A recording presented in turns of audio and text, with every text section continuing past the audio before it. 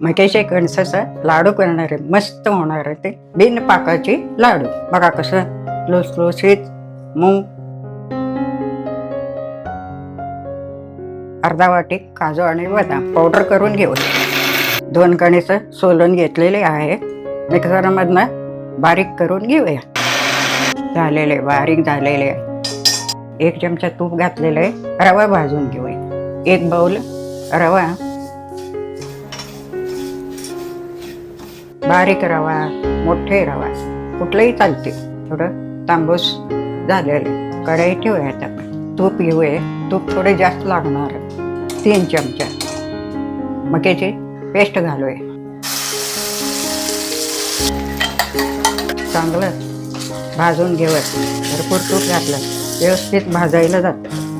थोडं लाल झालं की कळते. पावसाळ्यात सगळ्यांना कणीस आवडते. कुणाला भाजून आवडते, लिंबू पिळून तिखट मीठ लावून, कुणाला उकडून आवडते.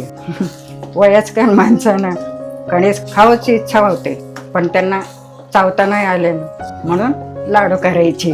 ती भाजलेली रवा त्याच्यात घालूय. त्याला काय पाणी लागत नाही, पाक करावं लागत नाही. असा रवा ह्याच्यात मऊ होऊन जाते. साखरेचे पाक करायचं गरज नाही. भाजून झालेले साखर घालूया. 1-2 वाटी साखर तुम्हाला गोडी अनुसार घालू शकता. लहान मुलांना पण चांगलं आवडेल. लहान मुलांना चालते, डब्यात द्यायला चालते. आता काजू आणि बदाम बारीक करून घेतलेले हे आपण घालायचे. आता 1 अर्धा वाटी किसलेली सुका खोबरं, वेलदोडे आणि जायफळ पूड करून ठेवलेले 1-2 चमचा टाकायची. वास पण छान येतो, लाडू पण मस्त होतो. वरनं थोडं केशर घालायचे. इतर लापशी सारखं दिसतंय म्हणलं. तसंही खाता येईल. लाडू करून ठेवले तर सुद्धा चालते, पण जास्त दिवस टिकल असं नाही. मला वाटतं टिकल, पण काय पाऊस पण आहे. काय वस्तू जास्त दिवस राहत नाही पावसामुळे. कधी नाश्त्याच्या वेळेला 1 लाडू खाल्लं की चिकाट झालं. मस्त आले रंग, छान आले, मस्त लाडू झाले. थोडं झाकून ठेवूया. गार झालेले आहे. लाडू वळून घेऊया.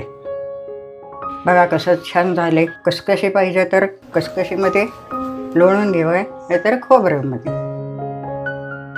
बघा कसं लुसलुशीत मूग लाडू नक्की तुम्हाला आवडेल. तुम्ही करून पहा. केल्यानंतर फोटो काढून मला नक्की पाठवा. शेअर करा, लाईक करा आणि फॉलो करा. धन्यवाद.